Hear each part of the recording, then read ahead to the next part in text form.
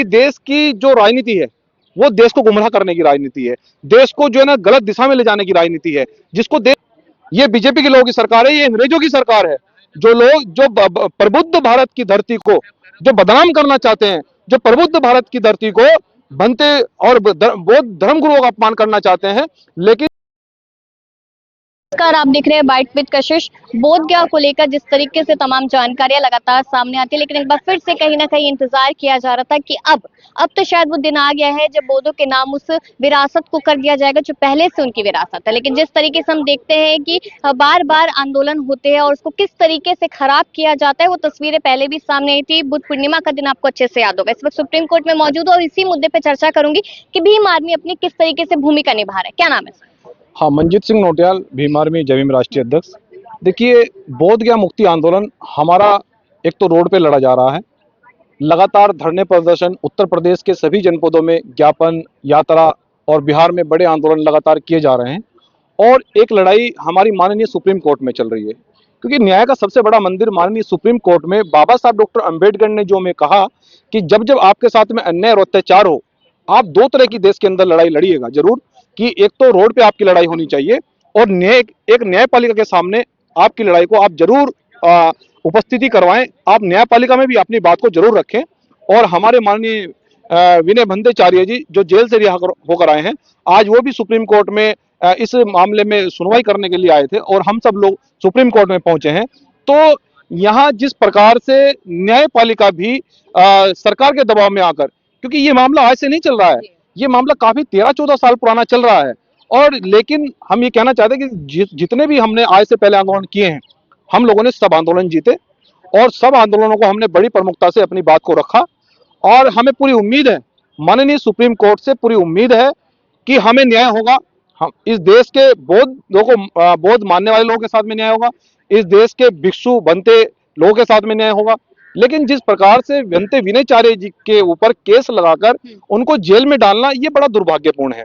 एक बार भी सरकार को ये नहीं सोचा, एक बार भी उनको एक सामाजिक दृष्टि से उनको ये शर्म नहीं आई कि एक बौद्ध धर्म गुरु को आप जेल में डाल रहे हैं, कि आप इस देश कैसे आगे बढ़ेगा, देश में और विदेश में क्या संदेश जाएगा। क्योंकि विदेश के लोग भी आज ये कह रहे हैं कि ऐसी कौन सी आपत्ति आन पड़ी, ऐसा कौन कि क्या क्या बवाल हो गया कि भंते जी को जेल में डाल दिया गया। मैंने कहा कि ये संघियों की सरकार है, ये बीजेपी के लोगों की सरकार है, ये अंग्रेजों की सरकार है। जो लोग जो प्रबुद्ध भारत की धरती को जो बदनाम करना चाहते हैं, जो प्रबुद्ध भारत की धरती को बनते और बौद्ध धर्म गुरुओं का अपमान करना चाहते हैं। लेकिन हम लोग बौद्ध को मानने वाले लोग इस देश के अंदर, हम किसी बौद्ध भिक्षुओं का किसी भी रूप में अपमान बर्दाश्त नहीं करेंगे। इसलिए आज हम लोग माननीय सुप्रीम कोर्ट में अपनी बात को रखने के लिए आए हैं। और माननीय सुप्रीम कोर्ट में अगर हमारी बात को नहीं सुना जाता है तो फिर सड़कें वीरान होंगी, सड़कें भर देंगे, सड़कों पर आंदोलन होगा, इस देश के प्रत्येक कोने में आंदोलन होगा। जब तक हम बोध गया को मुक्त नहीं करा देते, जब तक हम किसी भी रूप में शांत होने वाले नहीं हैं। भीम आर्मी की तरफ से ये कहा गया था कि अगर बुद्ध से नहीं तो युद्ध से अपनी बात रखी जाएगी, और शायद ही बात बनती है तो युद्ध से कैसे, क्योंकि अहिंसा की बात करते हैं और अगर आप लोग हिंसा करेंगे तो फिर माहौल बिगड़ सकता है। देखिए, हम आपको एक बात बताना चाहते हैं कि हम तो संविधान को मानने वाले लोग हैं और शायद संविधान में आस्था रखकर आज सुप्रीम कोर्ट पहुंचे हैं। और यहाँ युद्ध का कोई रास्ता नहीं रह जाता, क्योंकि युद्ध की कोई जगह नहीं है, न्यायपालिका में युद्ध की कोई जगह नहीं है।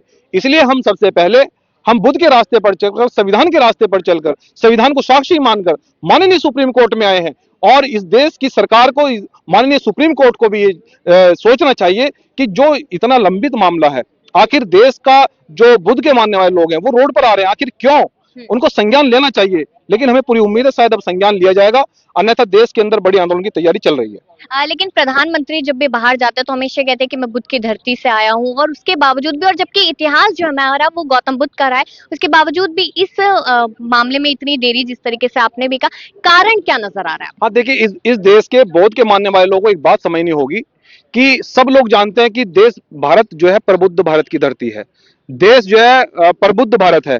लेकिन हमारे देश के नेता जो देश से बाहर जाकर ये कहते हैं कि हम बुद्ध की धरती से आए हैं, तो हमें ये समझना होगा कि इस बात पर हमें गर्व भी महसूस होता है कि देश बुद्ध की धरती है, लेकिन जिस प्रकार से देश के सबसे बड़ी आबादी बुद्ध के मानने वाले लोगों को विदेश में जाकर अपमानित किया जा रहा है, उनकी धरोहर पर कब्जा किया जा रहा है, वहां दूसरे संप्रदाय के लोगों को रखा जा रहा है, तो हम इससे स्पष्ट होता है कि देश की जो राजनीति है वो देश को गुमराह करने की राजनीति है, देश को जो है ना गलत दिशा में ले जाने की राजनीति है, जिसको देश अब समझ चुका है। देश में बौद्ध को मानने वाले लोग और बौद्ध भिक्षु को लोग भी समझ चुके हैं कि बुद्ध का मार्ग रोका जा रहा है, क्योंकि बुद्ध का मार्ग एक ऐसा मार्ग है जो समानता, समता, बंधुता, भाईचारे का पैगाम देता है। और बाबा साहब डॉक्टर अंबेडकर ने अंतिम समय में यही बोला कि आप बुद्ध के मार्ग पर चलिए, अन्यथा आप जातीय बंधन में इतने जकड़े रहेंगे, आपको कभी न्याय नहीं मिलेगा। इसलिए बुद्ध के मार्ग को इसलिए रोका जा रहा है कि अगर जाति समुदाय समाप्त होगा और मानवता को स्थापित किया जाएगा तो सबके साथ में न्याय होगा, सबको रोटी, कपड़ा और मकान मिलेगा, जो लोग आरएसएस के लोग नहीं चाहते। परंतु हमारा आंदोलन समता, समानता, बंधुता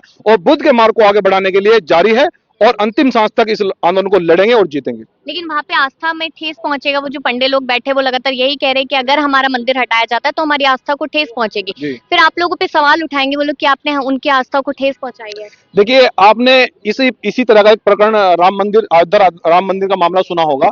जब माननीय सुप्रीम कोर्ट राम मंदिर में डिसीजन ले सकता है तो क्या इस देश के मुसलमानों को ठेस नहीं पहुंची?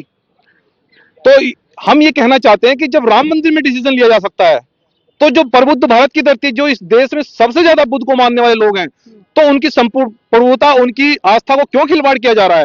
तो बुद्ध धर्म पर या बोध गया मंदिर पर क्यों डिसीजन नहीं लिया जा रहा है?